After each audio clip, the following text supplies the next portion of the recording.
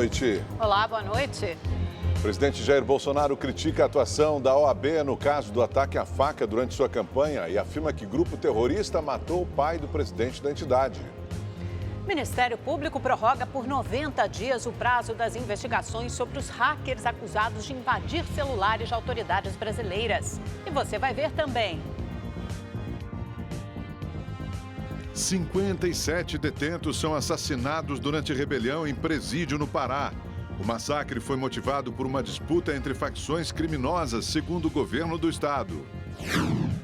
Polícia Federal investiga se houve invasão de garimpeiros e o assassinato de um cacique nas terras do povo indígena Wayampi, no Amapá. A denúncia foi feita por índios no último sábado. Polícia prende mais um suspeito de participação no roubo de ouro no aeroporto de Guarulhos, em São Paulo. O ouro e os outros integrantes da quadrilha ainda não foram localizados. Após novos protestos no fim de semana, China reforça apoio ao governo de Hong Kong e pede punição aos manifestantes. Essas e outras notícias você acompanha em instantes no Rede TV News.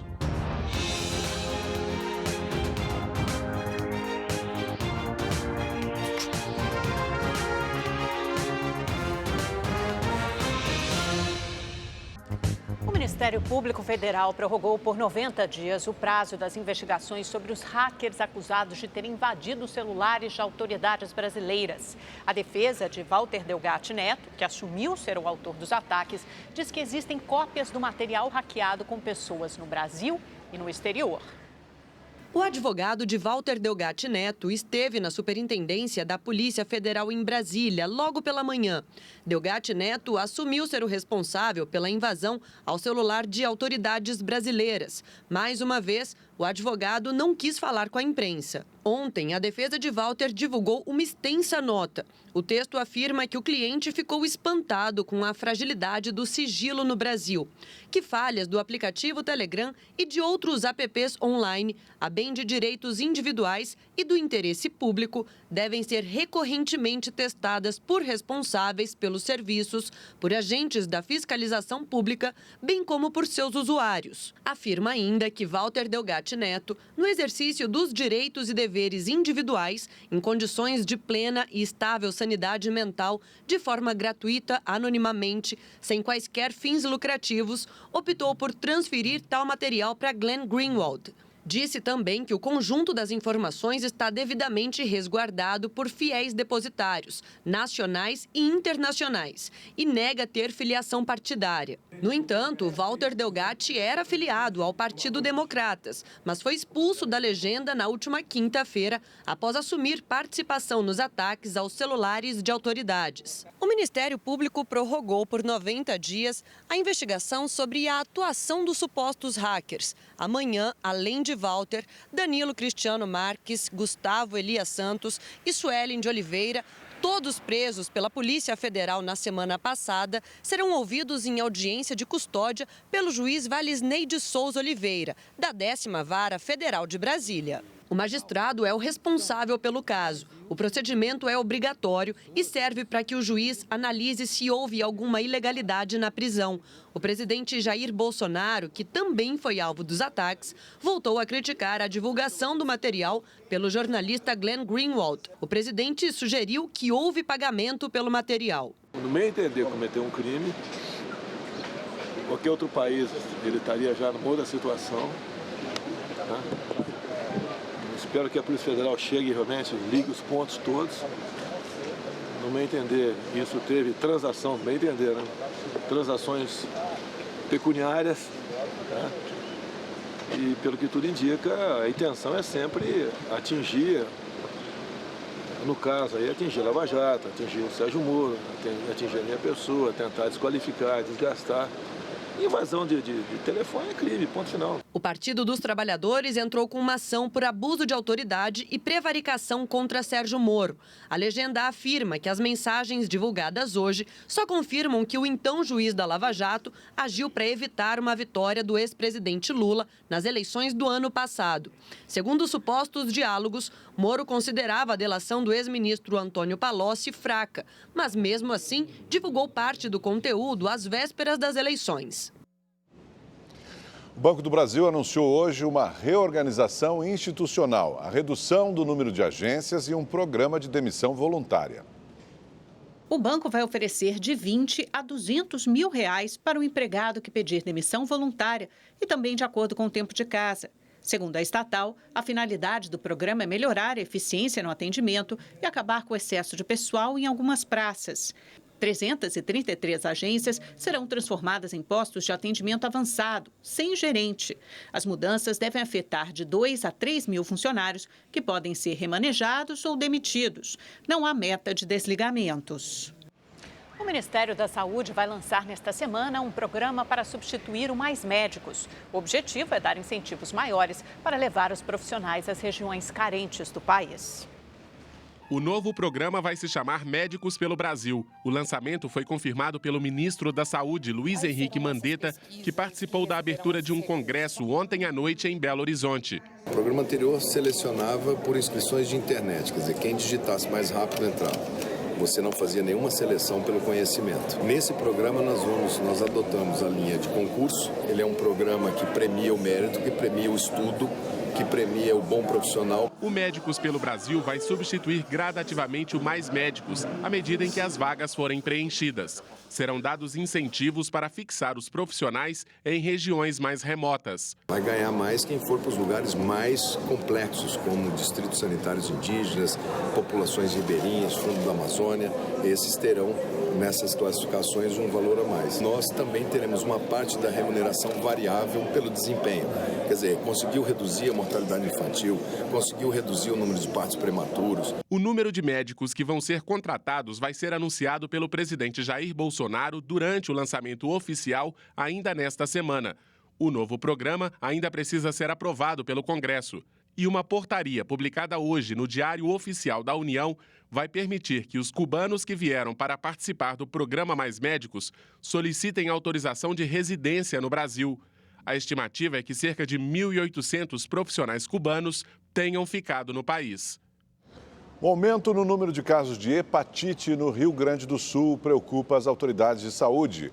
O índice no estado é de 46 casos para cada 100 mil habitantes, bem maior que a média do país, que é de 12 casos a cada 100 mil.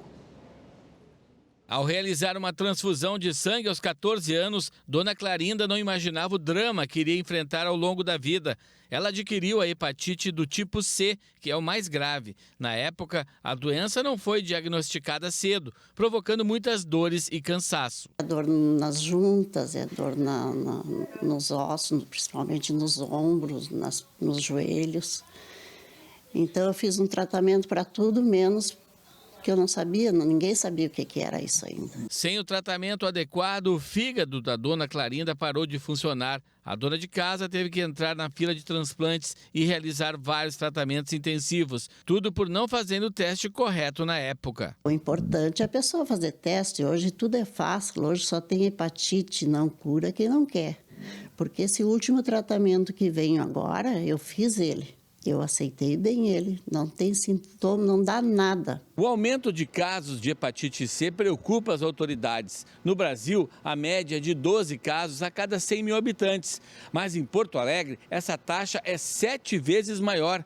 É a capital com o maior número de casos do Brasil. Segundo o levantamento do Ministério da Saúde, no país o índice é de 12,6 casos por 100 mil habitantes. No Rio Grande do Sul, a média é de 46,5 casos por 100 mil habitantes. Porto Alegre tem a maior taxa da doença, 91,1 casos a cada 100 mil habitantes, 7 vezes superior ao índice nacional, e o dobro de São Paulo, que registra 37,3 casos por 100 mil habitantes. Curitiba aparece em terceiro, com 23,8 casos.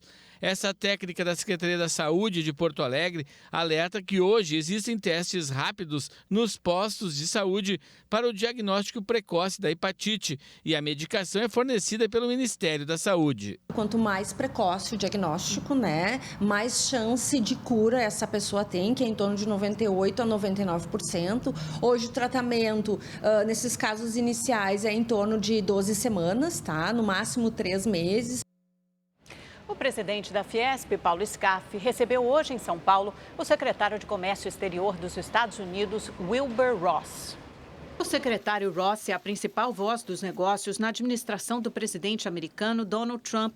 O objetivo do encontro na Federação das Indústrias do Estado de São Paulo foi discutir o comércio bilateral entre Brasil e Estados Unidos.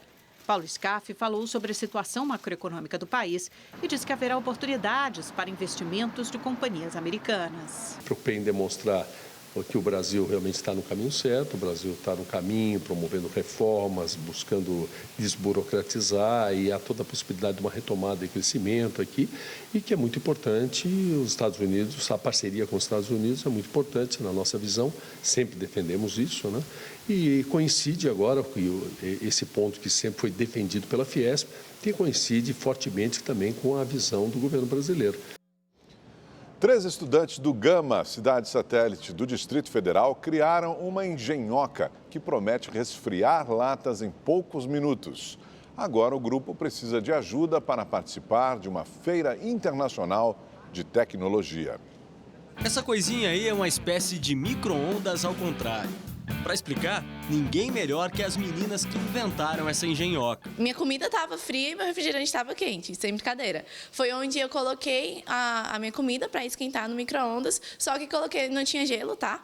Coloquei a minha latinha para esfriar no congelador. A minha comida ficou quente rápido demais, só que o meu refrigerante não. Foi da onde foi o estopim para surgir a ideia de, por que a gente tem hoje um produto que esquenta tão rápido e um que não esfria? Utilizando os módulos Peltier, que são as plaquinhas brancas que possui dentro dele. Então, com essas pastilhas, ela é a principal fonte de refrigeração atualmente e que nós pretendemos continuar com ela até alcançar o nosso objetivo, que é 1 minuto. Este é um protótipo ainda. Por enquanto, só latinhas podem ser resfriadas. Vamos colocar aqui dentro desse protótipo, né? Liga aqui. Tem que fechar primeiro? Tem que fechar. Senão dá ruim. Pois é. Então, vamos lá. Liguei. Agora são 6 minutos. E para você não perder tempo, aí a gente vai adiantar a imagem. 6 minutos depois é hora de desligar aqui. Levanta para mim, fazendo um favor. Vamos pegar. Olha, tá gelada. Só que eu não vou tomar porque eu estou resfriado. E toda essa história começou aqui no Centro de Ensino Médio Integrado do Gama, o CEMI. A professora Maria Zilma é a orientadora das garotas. Olhei o projeto junto com elas, então a gente tem estudado quais são os meios, o que precisa ser melhorado no projeto. E a minha função é basicamente essa, mostrar para elas os caminhos que a gente pode percorrer. Mas elas precisam de ajuda para seguir com o projeto. A gente conseguiu uma carta de credenciamento para participar da Mostra Científica Latino-Americana. Ela vai ocorrer agora em setembro, do dia 9 ao dia 15, no Peru, em Trujillo. Só que a gente não tem como arcar com essa viagem. A gente criou a vaquinha, disponibilizou contas para quem puder ajudar. Estamos correndo atrás de patrocínios.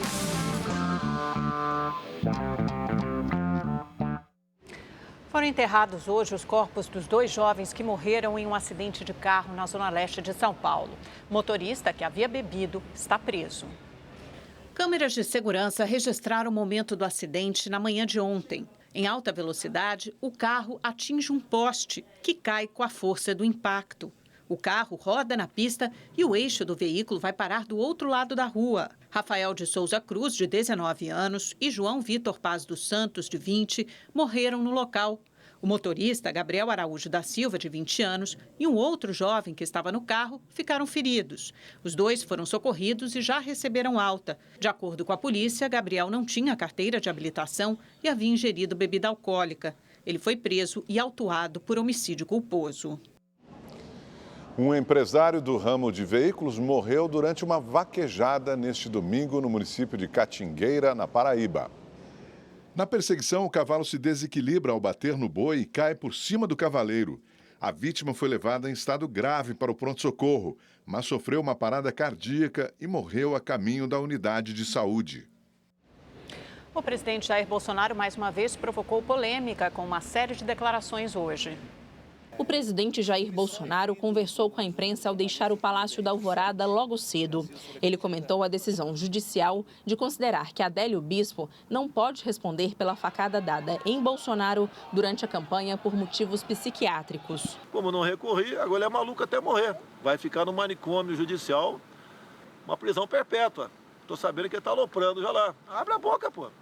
Ah, não tem valor porque é maluco. Mas abre a boca, pô. Quem sabe deu fio da meada. Ao comentar o episódio, o presidente ainda questionou a atuação da OAB, a Ordem dos Advogados do Brasil, no caso. A instituição impediu que o sigilo de um dos advogados de Adélio fosse quebrado. Mas Bolsonaro acabou atacando o presidente da OAB, Felipe Santa Cruz, que teve o pai, Fernando Santa Cruz, desaparecido e morto durante a ditadura militar. Por que a OAB impediu que a Polícia Federal entrasse no telefone de um dos caríssimos advogados? Qual é a intenção da OAB? Quem é essa OAB? Um dia, se o presidente da OAB quiser saber como é que o pai dele desapareceu no preso militar, eu conto para ele. Ele não vai querer ouvir a verdade.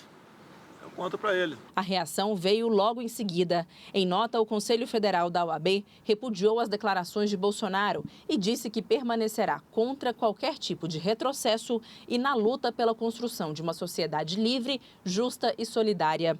O próprio Felipe Santa Cruz também divulgou uma nota e disse que Bolsonaro age com crueldade e falta de empatia, comportamento que é de se estranhar de um homem que se diz cristão. Acrescentou que é lamentável que o presidente trate a perda de um pai como se fosse um assunto corriqueiro e debocha do assassinato de um jovem de 26 anos. Santa Cruz ainda disse que o que incomoda Bolsonaro é a defesa que a OAB faz da advocacia, direitos humanos, meio ambiente e minorias, temas que ele insiste em atacar. Diante da repercussão negativa, Bolsonaro voltou a falar sobre o assunto durante a tarde.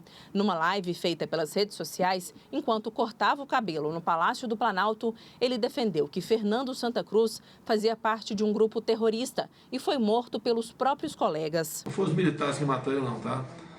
É muito fácil culpar os militares por tudo que acontece. Isso mudou. Não quero mexer com os sentimentos do senhor Santa Cruz, porque eu não tenho nada de pessoal tocante a ele. Eu acho que ele está equivocado e acreditar numa versão apenas do fato, né? Outra declaração polêmica do presidente foi em relação ao ataque à tribo Wayampi, no Amapá. Na semana passada, um dos caciques do grupo foi morto. Os indígenas acusam os garimpeiros da região de serem os responsáveis pela morte. Mas Bolsonaro questionou a veracidade das informações e negou essa versão. Não tem ainda nenhum indício forte, né, que esse índio foi assassinado lá agora. Não tem Chegaram várias possibilidades. A PF está lá, quem nós pudermos mandar para lá já mandamos para buscar e desvendar o caso e mostrar a verdade sobre isso. O presidente ainda reafirmou que pretende regulamentar o garimpo em terras indígenas. É intenção minha regulamentar o garimpo, legalizar o garimpo. É intenção minha, inclusive para índio. A gente tem que ter o direito de explorar o garimpo na tua propriedade. E a Polícia Federal investiga se houve invasão de garimpeiros e o assassinato de um cacique nas terras do povo Wayampi, no Amapá. A denúncia foi feita por índios no último sábado. Informada sobre o assassinato da liderança indígena, a alta comissária para os direitos humanos da ONU condenou a violência no Amapá. Segundo Michelle Bachelet, a morte do cacique Emira Wayampi é repreensível por si só. Bachelet diz que a política de ampliar áreas de mineração na Amazônia, proposta pelo governo brasileiro, pode levar à violência, intimidação e assassinatos, como o do líder indígena. A Polícia Federal e o Ministério Público Federal do Amapá iniciaram uma investigação para apurar as circunstâncias da morte da liderança indígena e se houve invasão do território Wayampi por garimpeiros. Até o momento, explicaram os procuradores, policiais federais não identificaram vestígios da presença de invasores. No entanto, por ser um local de difícil acesso, não percorreram toda a área. Novas diligências serão feitas. A FUNAI informou que funcionários do órgão estão acompanhando as investigações. De acordo com relatos de parentes e membros do povo Wayampi, Emira foi morto de forma violenta de segunda para terça-feira da semana passada. Não há testemunhas, mas membros da aldeia alegam ter encontrado indícios da presença de não indígenas. Em nota, o Conselho das Aldeias Wayampi reafirmou que parte da terra indígena está invadida e que o povo tem medo até de sair de casa. Um homem preso e condenado a 9 anos de prisão por estupro foi inocentado hoje pelo Tribunal de Justiça do Ceará. Ele ficou preso por 5 anos. O choro é de alívio. São 5 anos lutando sem cessar, nenhum dia. Quem sabe da nossa intimidade, Quem conhece a nossa família sabe de tudo que nós sofremos até hoje, correndo atrás de justiça, porque a gente não podia deixar para lá. A gente tinha certeza da inocência dele. Antônia Geralda é irmã de Antônio Cláudio Barbosa de Castro. O borracheiro de 35 anos foi preso em 2014, acusado pelo estupro de 8 mulheres na periferia de Fortaleza.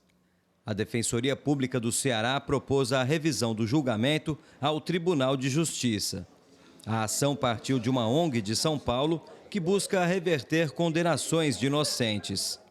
Antônio Cláudio era dono de uma borracharia e não tinha antecedentes criminais. Ele foi confundido com o maníaco da moto, que abordava e estuprava mulheres, e condenado a 9 anos de prisão. Entre as novas provas, a defesa argumentou que o homem que cometia os crimes tem mais de 1,80 m de altura. Antônio Cláudio tem 1,59 m. E ainda que os ataques do maníaco da moto continuaram, mesmo com Antônio Cláudio preso. Hoje, o Tribunal de Justiça do Ceará se reuniu para fazer a revisão do processo. Diante dos desembargadores, a defensora de Antônio Cláudio afirmou que ele está preso injustamente, que ele é inocente e que novas provas mostram que houve um equívoco no caso. Por 7-2, o Tribunal de Justiça reconheceu a inocência de Antônio Cláudio. Fizemos um trabalho de investigação intenso e extenso para nos convencer, por meio de novas provas, da inocência dele. Isso foi feito. E nós tínhamos convicção absoluta de que não era ele, né? E acho que as novas provas, que são muitas, convenceram também o tribunal, fazendo com que uma injustiça que já dura 5 anos, ele está preso há 5 anos, fosse finalmente revertida. 2 policiais civis que participaram da investigação voltaram atrás e reconheceram a inocência do acusado. Quando a gente teve acesso, né, às imagens de câmera de rua, que a gente via que não era a mesma pessoa, que não podia ser a mesma pessoa. A família agora só aguarda o alvará de soltura. A ideia é nós tentarmos que ele saia amanhã mesmo. Amanhã mesmo, a ideia é não demorar mais nenhum dia, porque o prejuízo já foi de 5 anos. Uma pessoa completamente inocente, presa há 5 anos. A Polícia Militar vai investigar a ação dos policiais que resultou na prisão do morador de rua que esfaqueou e matou 2 pessoas neste domingo na Lagoa, zona sul do Rio de Janeiro. Nas imagens de câmeras de segurança, dá para ver o momento em que o morador de rua se aproxima de um carro parado no semáforo. É nesse momento que ele esfaqueia pela janela do veículo o engenheiro João Felipe Carvalho, de 35 anos. A namorada dele, Caroline Coutinho, que estava no carona, sai do veículo, tenta proteger o namorado, mas também é esfaqueada. João chega a sair do carro. Ele corre, mas cai morto logo em seguida. Caroline teve ferimentos nas mãos e no quadril. A polícia militar chegou minutos depois. Os agentes tentaram negociar com um morador de rua identificado como Plácido Correia de Moura, de 44 anos. Mesmo com o cerco dos policiais, Plácido conseguiu ir em direção das vítimas e das pessoas que tentavam ajudar. Nesse momento, o morador de rua esfaqueou outro homem. Dessa vez, ele atingiu o professor de educação física Marcelo Correia Reis, de 39 anos. Ele foi socorrido, mas não resistiu e morreu no hospital. Os policiais só conseguiram conter o agressor depois desse segundo ataque. Eles atiraram nas pernas de Plácido, que foi socorrido. Ele está internado e preso sob custódia. Na ação, outras 3 pessoas ficaram feridas, atingidas pelos PMs. Hoje, a Secretaria de Estado de Polícia Militar do Rio de Janeiro informou que foi aberto um procedimento apuratório para esclarecer a conduta dos policiais durante a ocorrência. Pela manhã, familiares das vítimas estiveram no Instituto Médico Legal para fazer a liberação dos corpos. Plácido já havia sido levado à delegacia outras 3 vezes por episódios ocorridos também na Lagoa, a poucos metros do local do ataque desse domingo. Em nenhum deles, no entanto, chegou a ser preso, já que todos os casos foram crimes considerados de menor potencial ofensivo. Hoje, durante uma transmissão ao vivo pela internet, o presidente Jair Bolsonaro comentou o caso. Você pode ver, no Rio de Janeiro, foi ontem, Zé? Um morador de rua esfaqueou, matou 2 pessoas no Rio de Janeiro. Agora, não tinha ninguém armado para dar um tiro nele, é impressionante, né? Mas tudo bem. Subiu para 57 o número de presos mortos durante uma rebelião no Centro de Recuperação Regional de Altamira, no Pará. O massacre teria ocorrido por uma disputa entre facções criminosas. Após reunião entre o ministro da Justiça e Segurança Pública, Sérgio Moro, e o governador do estado, Hélder Barbalho, ficou decidido que os líderes do grupo serão transferidos para presídios federais. Tudo aconteceu na hora do café da manhã, por volta das 7 horas de hoje, no Centro de Recuperação Regional de Altamira, no sudoeste do Pará. Detentos de uma facção criminosa invadiram uma ala onde estavam presos de um outro grupo rival. Eles fizeram 2 agentes prisionais reféns e atearam fogo no pavilhão. De acordo com o sistema penitenciário, a situação foi controlada. Os reféns liberados e os presos envolvidos nas mortes foram isolados em uma área do presídio. As causas do confronto estão sendo apuradas, mas já se sabe que com os presos foram encontradas armas artesanais. O sistema penitenciário informou ainda que não havia por parte do setor de inteligência nenhuma informação sobre um possível conflito. Se tratou de uma guerra de facções. Em Altamira há uma facção local chamada Comando Classe A, o CCA, e que divide o presídio com aqueles integrantes do Comando Vermelho. E que foram esses do Comando Vermelho que foram, então, vítimas desse ato praticado pelos integrantes da outra organização criminosa, que é o CCA. A cúpula da segurança pública seguiu para Altamira, onde acompanha o caso de perto. O caso do roubo milionário no aeroporto de Guarulhos, na Grande São Paulo. 3 pessoas estão presas e 4 ainda foragidas. Integrantes do Grupo de Atuação Especial de Combate ao Crime Organizado foram designados pelo Ministério Público para acompanhar as investigações. A repórter Débora Oliveira está no Departamento de Investigações Criminais e fala agora ao vivo, trazendo mais informações desse caso. Boa noite, Débora.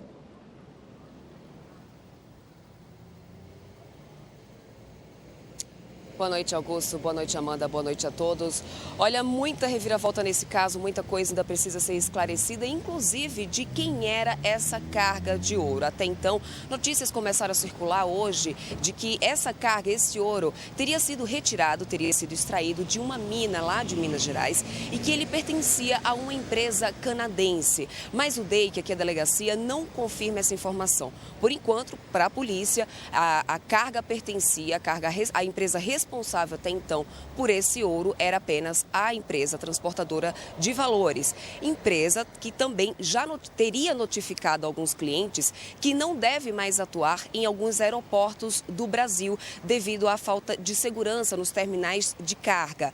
Essa repercussão fez com que o deputado federal Major Olímpio, ele esteve aqui hoje na delegacia, e ele comentou que chegou já a conversar com o ministro da Justiça, Sérgio Moro, sobre isso, para que eles pudessem rever essa questão da segurança nos aeroportos aqui de São Paulo, para que isso pudesse ser revisto, para que garantisse mais segurança para cargas de valor tão alto como o que aconteceu aí com essa carga de ouro que foi roubada.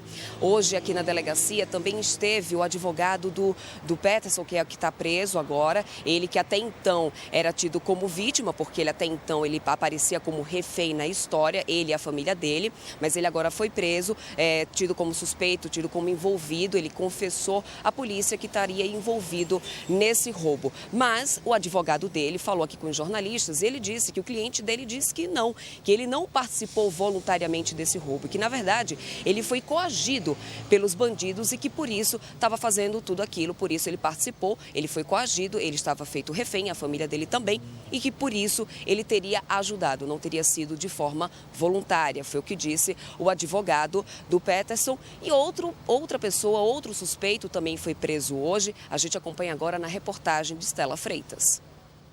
O terceiro suspeito foi preso nessa madrugada. Segundo a polícia, Célio Dias estava com munição de uso restrito e um carregador de fuzil com projéteis de calibre 7,62 milímetros. Segundo informações aqui do Departamento Estadual de Investigações Criminais, o DEIC, o preso é investigado sob suspeita de ter oferecido logística para transportar a carga avaliada em 110 milhões de reais para outros veículos e até agora não confessou participação no crime. Outros 2 suspeitos foram detidos no fim de semana. O encarregado de despacho do aeroporto, Peterson Patrício, de 33 anos, que nas imagens das câmeras de segurança aparece ajudando os criminosos a roubar a carga. Patrício havia dito à polícia que os criminosos o sequestraram no dia anterior ao assalto e que também mantiveram a família dele refém. Com isso, a quadrilha teria tido acesso às informações privilegiadas sobre a rotina no terminal. Mas, segundo os investigadores, ele entrou em contradição durante a reconstituição do trajeto. O outro suspeito preso é Peterson Brasil. Ele teria convidado Patrício a participar do assalto. Um quarto homem foi chamado para prestar depoimento, mas foi liberado em seguida. O roubo aconteceu por volta das 2h30 da tarde da última quinta-feira. Cerca de 8 homens, usando carros clonados, armas, roupas e distintivos da Polícia Federal, invadiram o terminal de cargas do aeroporto. Câmeras de segurança registraram toda a ação.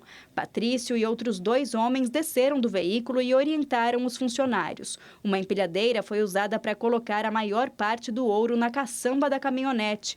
Os outros ajudaram com pacotes menores. A ação durou 2 minutos e meio. As viaturas clonadas da PF foram abandonadas no depósito de material na zona leste de São Paulo. As outras 2 caminhonetes também foram encontradas na mesma região. E chegou a hora da previsão do tempo para todo o país com a Gabriela de França.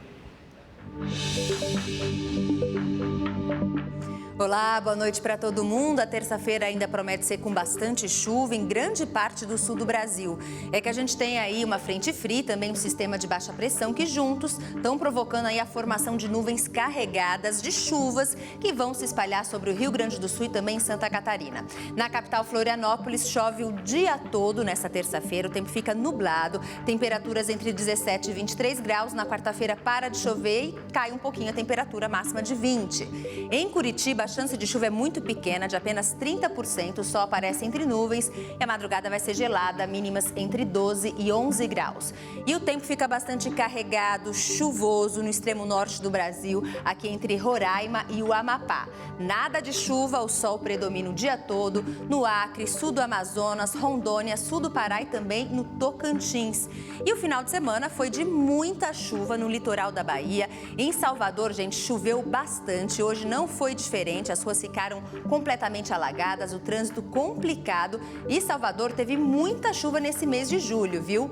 Amanhã o tempo segue bastante instável no litoral da Bahia.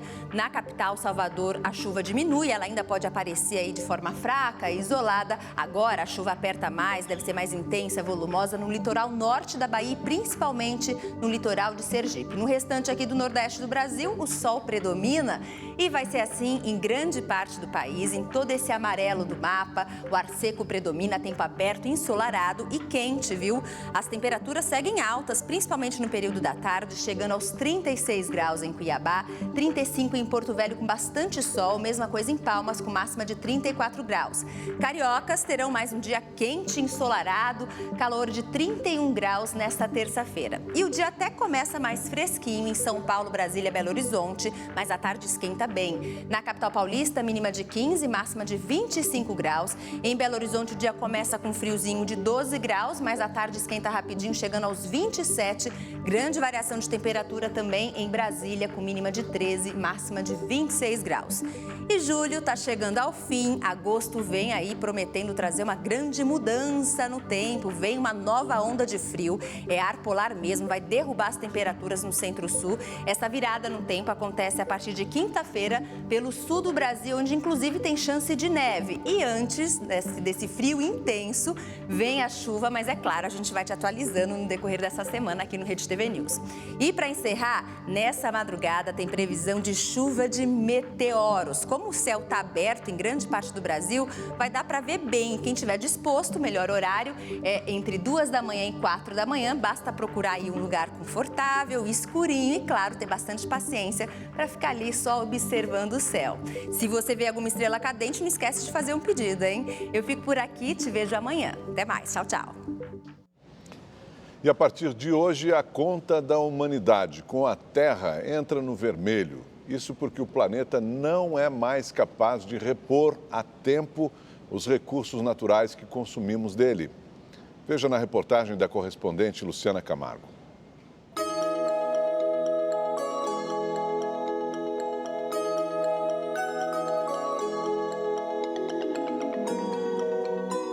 Imagine esta situação. Todo mês de janeiro você recebe uma quantidade limitada de alimento que tem que durar o ano inteiro. Mas agosto nem chegou e a comida já acabou.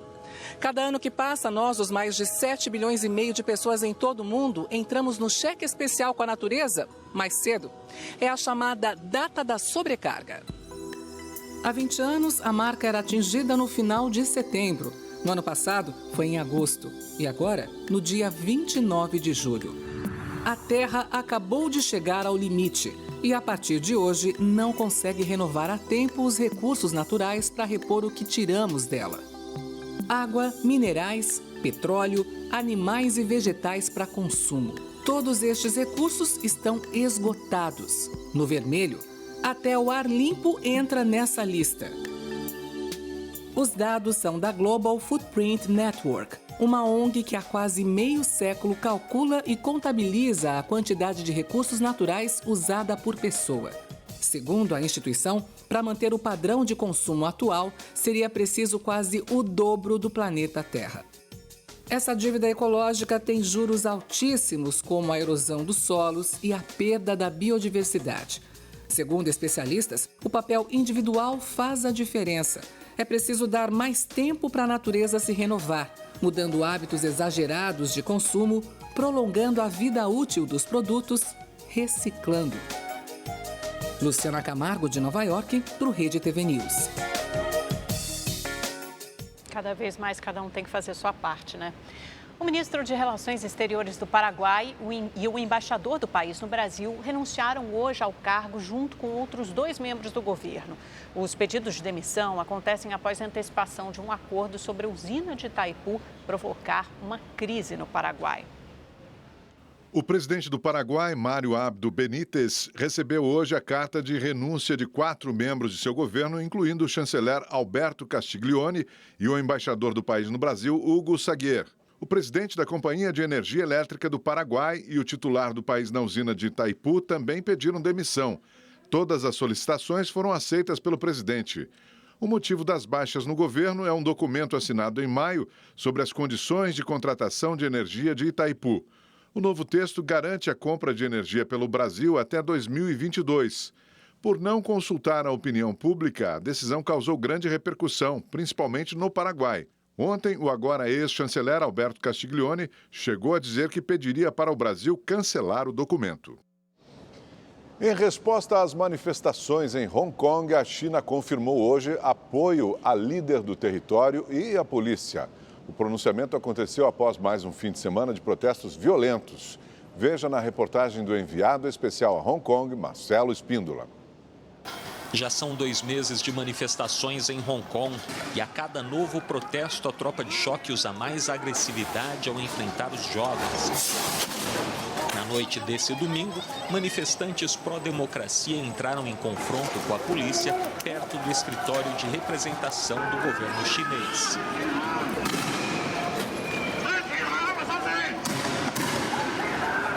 Agora a polícia começa a dispersar a multidão com gás lacrimogêneo.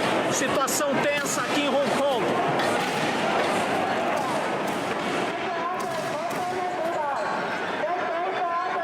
Apesar da tensão, a multidão se move lentamente para trás da barricada para que ninguém caia e seja pisoteado. Os policiais avançam pela fumaça. Muitos manifestantes caídos são detidos. Outros feridos recebem socorro. Em meio à confusão, uma jovem na saída do metrô orienta as pessoas a andarem pelas ruas mais calmas. Cones foram usados para conter o gás lacrimogêneo, os bambus para bloquear as vias. E o papelão virou barricada de fogo para atrapalhar a ação da polícia. Este parlamentar usou o megafone para pedir que a tropa de choque liberasse a passagem, sem sucesso. Hoje, em entrevista coletiva, o porta-voz do governo chinês, Yang Guan, reforçou o apoio total à polícia e à chefe do executivo, Carrie Lam. Também condenou a violência e disse que os atos radicais prejudicariam seriamente o interesse geral de Hong Kong pela prosperidade e estabilidade. Questionado sobre a possibilidade do uso do exército chinês para conter novas manifestações, o porta-voz não se manifestou. Já este rapaz, que preferiu não ser identificado, disse que os manifestantes não vão se intimidar se isso acontecer. Se Beijing ainda mandar o exército deles para Hong Kong, nós não teremos medo, afirmou. Marcelo Espíndola, de Hong Kong, para o Rede TV News. Depois de ser internado às pressas, o líder opositor da Rússia, Alexei Navalny, foi levado de volta à prisão hoje. Aliados afirmam que o adversário do presidente Vladimir Putin foi vítima de envenenamento. O líder da oposição aparece nesta imagem deixando o hospital para onde foi levado às pressas no domingo, vítima de uma grave alergia. A médica pessoal de Alexei Navalny confirmou que o político foi liberado e enviado de volta à prisão antes que os exames necessários fossem feitos. Segundo ela, Navalny foi diagnosticado com dermatite de contato, mas a infecção, detectada no pescoço, era generalizada.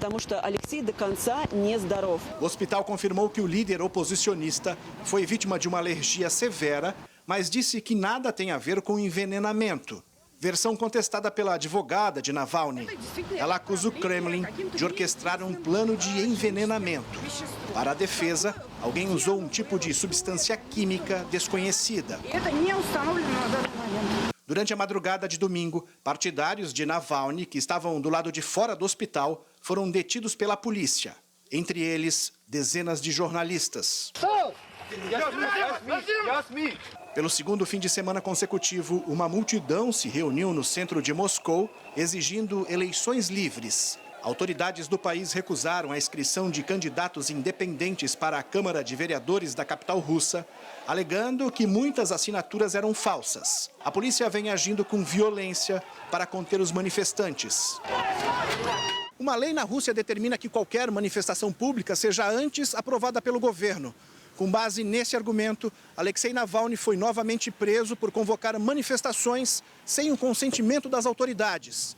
E a internação dele causou um verdadeiro alvoroço em todo o país e fez lembrar a morte do antecessor do líder da oposição, Boris Nemtsov, assassinado em 2015 em frente ao Kremlin. O presidente Vladimir Putin, que participou de homenagens militares no domingo, não comentou os protestos e as detenções.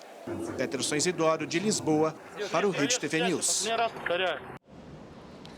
O estado de Nova York, nos Estados Unidos, descriminalizou o uso recreativo da maconha. A lei assinada hoje pelo governador de Nova York, o democrata Andrew Cuomo, diminui as penas para quem for pego com pequenas porções de maconha. A multa aplicada será de $50 pela posse de menos de 28 gramas. Ou de, no máximo, $200 para até 56 gramas. Nesses casos, não caberá prisão. A legislação também permite anular algumas condenações já aplicadas. As autoridades identificaram um adolescente que matou 3 pessoas e deixou ao menos 12 feridas em um festival gastronômico na Califórnia. Ele foi morto pela polícia. Os detalhes com o correspondente Fábio Borges. Imagens mostram pessoas correndo desesperadas para fugir do tiroteio. Neste outro vídeo, é possível ouvir os disparos. Estas testemunhas contam terem ouvido mais de 30 tiros.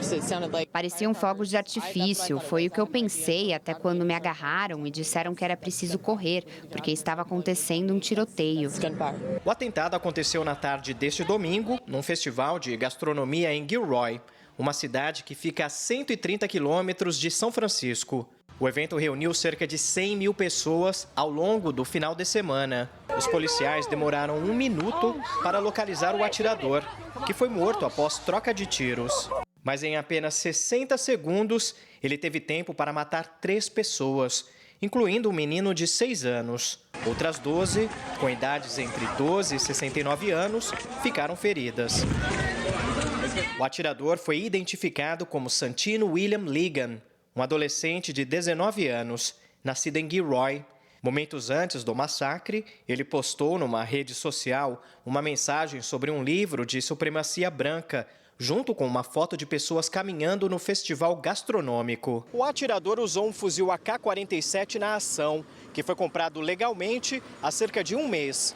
As autoridades investigam o motivo do atentado e apuram se o adolescente fazia parte de algum grupo fundamentalista. Ontem, os policiais também procuraram um segundo suspeito após denúncias de testemunhas. Mas as autoridades têm dúvidas sobre a existência dessa segunda pessoa, já que foram contadas versões diferentes sobre o caso. Hoje, o presidente Donald Trump enviou uma mensagem de apoio aos sobreviventes e às famílias das vítimas. Ele também disse estar orando pelos que se recuperam no hospital. Fábio Borges, de Los Angeles, para o Rede TV News. E autoridades da Nigéria confirmaram hoje que 65 pessoas morreram durante o ataque do grupo terrorista Boko Haram na saída de um funeral no último sábado. O ataque aconteceu em um vilarejo no nordeste do país. 23 vítimas morreram no cemitério e outras 42 foram mortas enquanto tentavam fugir dos extremistas. 10 pessoas que ficaram feridas na ação ainda estão internadas. O governo local disse acreditar que essa foi uma retaliação pela morte de 11 combatentes do grupo terrorista Boko Haram há 2 semanas. Depois do ataque, moradores da comunidade foram vistos recolhendo pertences para saírem em busca de novos abrigos. 9 leões foram resgatados de um zoológico ilegal na Hungria. Os animais eram usados em espetáculos de circo. Os leões foram abandonados em um abrigo clandestino próximo à cidade de Budapeste, na Hungria, depois que uma lei proibiu o uso de animais em espetáculos circenses. Autoridades locais transferiram os 9 animais para uma fazenda, onde já estão recebendo cuidados especiais. Entre os leões estão 2 filhotes de apenas 6 semanas e os pais deles. O responsável por operar ilegalmente o zoológico será punido. Uma equipe de brigadistas voluntários flagrou uma fêmea de lobo-guará e 2 filhotes tentando escapar de um incêndio florestal na Grande Belo Horizonte. Os brigadistas voluntários combatiam uma linha de fogo dentro da estação ecológica de Aredes no final da tarde de ontem, quando avistaram o lobo-guará fêmea. Ela parecia assustada e à procura de uma rota de fuga para escapar do incêndio. Logo depois, foi possível ver os 2 filhotes que corriam no meio da vegetação. De acordo com a equipe, caso o fogo avançasse na direção do vento, os filhotes teriam pouca chance de sobreviver. Já à noite, o fogo foi debelado e os brigadistas avistaram a mãe caminhando na direção dos filhotes numa área protegida das chamas. 3 pessoas morreram, entre elas 2 crianças, em um acidente envolvendo um ônibus escolar e um caminhão que transportava madeira em Itapeva, no interior de São Paulo. O acidente aconteceu por volta do meio-dia na estrada municipal Faustino Daniel da Silva, que liga Itapeva ao distrito de Guarizinho. Segundo a polícia rodoviária, parte da carroceria do caminhão se soltou e atingiu o ônibus escolar que caiu na ribanceira. O motorista do coletivo ficou preso nas ferragens, teve uma parada cardíaca e morreu. 9 crianças estavam no ônibus. 2 de 5 e 6 anos também morreram. O prefeito da cidade vai decretar luto de 3 dias. O homem acusado de atropelar e matar uma idosa na última sexta-feira em São Paulo se entregou hoje à polícia. Fábio Alonso de Carvalho teve a prisão decretada no último sábado. Ele é acusado de atropelar Aldenilce Bernardina dos Santos na última sexta-feira na Rua Augusta, região central de São Paulo. Ela foi atropelada por um carro de luxo, um Porsche, e o motorista fugiu sem prestar socorro. Fábio já se envolveu em outro atropelamento seguido de morte em 2014. Na época, ele foi condenado por homicídio culposo. Foi enterrado nesta tarde, no Rio de Janeiro, o corpo da atriz Ruth de Souza. Ela morreu na tarde de domingo, aos 98 anos. O velório foi no Teatro Municipal, onde amigos, familiares e admiradores se despediram. Ruth de Souza foi a primeira atriz negra a se apresentar aqui em 1945. Com mais de 70 anos dedicados à dramaturgia, fez inúmeras peças e esteve em 35 filmes para o cinema. Ruth também fez televisão. Trabalhou em 44 produções de várias emissoras. Quase brigando. Eu estou dizendo que eu sei como são essas coisas. E é coisa ruim. A atriz morreu após ficar uma semana internada com um quadro de pneumonia. A causa da morte não foi divulgada. Que eu não fosse obrigada a escolher.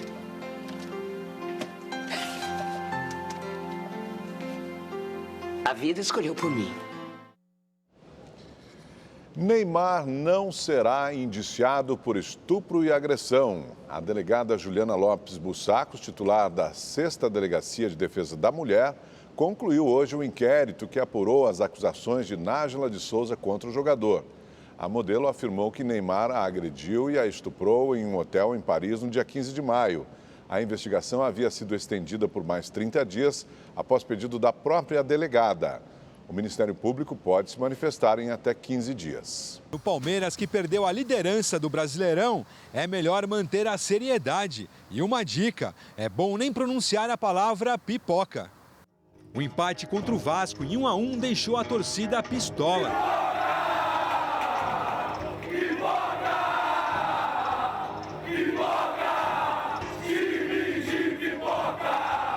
Pipoca é bom com sal ou com açúcar. Muito boa. É que os números estão estranhos. Antes da Copa América, o aproveitamento do Palmeiras era de 92,6%. Agora ele caiu para 22,2%. Em 5 jogos foram 3 empates e 2 derrotas. E aí, Felipão? Não tenho nada para dizer para a torcida diferente do que ela está vendo dentro de campo. Eles estão se esforçando, estão fazendo o melhor, estão buscando alternativas. E se não está acontecendo é porque nós não conseguimos fazer algumas coisas diferentes. O canoísta Ezaquias Queiroz conquistou a medalha de ouro nos Jogos Pan-Americanos em Lima, no Peru. Teve ouro para o Brasil também na prova de revezamento misto do triatlo. 17-14 na decisão, e Edival Marques, mais conhecido como Netinho, conquistou o 3º ouro da história do país no taekwondo. O brasileiro subiu no ponto mais alto do pódio ao derrotar o dominicano Bernardo Pi na categoria até 68 quilos. Henrique Avancini, número 3 do mundo no ranking da União Ciclística Internacional, ficou com a medalha de prata no cross-country masculino do ciclismo mountain bike. E detalhe, ele precisou superar um pneu furado durante a prova. Entre as mulheres, destaque para Jaqueline Mourão, que demonstrou estar em ótima forma aos 43 anos e ficou com o bronze. Foi a primeira medalha dela em Pans. Júlio Almeida também ficou em 3º lugar no tiro esportivo. Ele marcou 217,3 pontos na categoria 10 metros com a pistola de ar. O quadro de medalhas atualizado está desta forma. Os Estados Unidos lideram com 16 medalhas de ouro. Em segundo vem o México com 11. A Argentina está em 3º com 7 e o Brasil com 6 em 5º. E o Rede TV News fica por aqui. Uma ótima noite para você. Boa noite, até amanhã.